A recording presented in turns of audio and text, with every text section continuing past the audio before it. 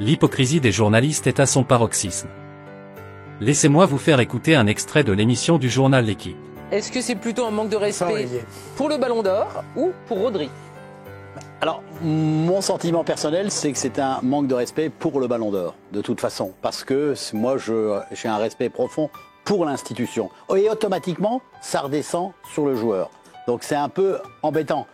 Mais quand même, si tu veux, c'est vrai que Rodri peut se sentir affecté, peut se sentir, atteint. Mais quand même, et Stéphane l'a dit, le Real se sert souvent du Ballon d'Or pour mettre en avant certaines choses. Et là, moi, je trouve que c'est totalement incompréhensible et irrespectueux.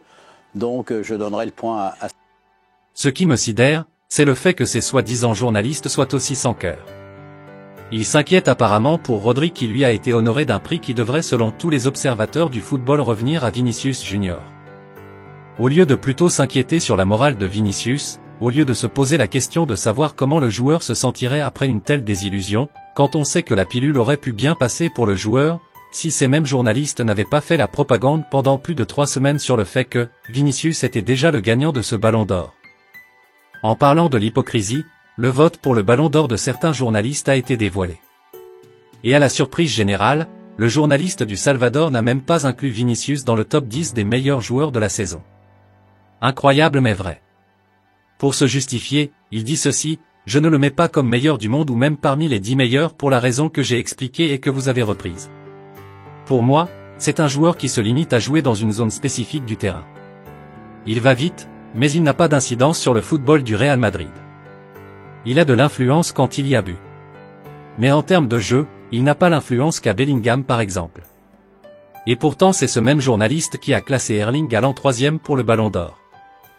Donc si on suit son raisonnement, Haaland couvre toute la zone d'un terrain?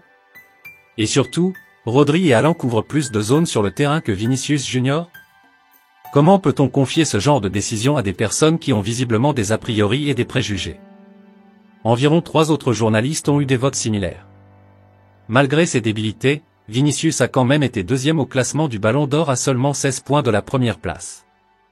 Vous l'aurez compris. Ceci n'a donc rien à voir avec le partage de voix. Parce que si seulement 2 de ces journalistes avaient été objectifs, en le classant minimum dans le top 5, Vinicius serait certainement Ballon d'Or.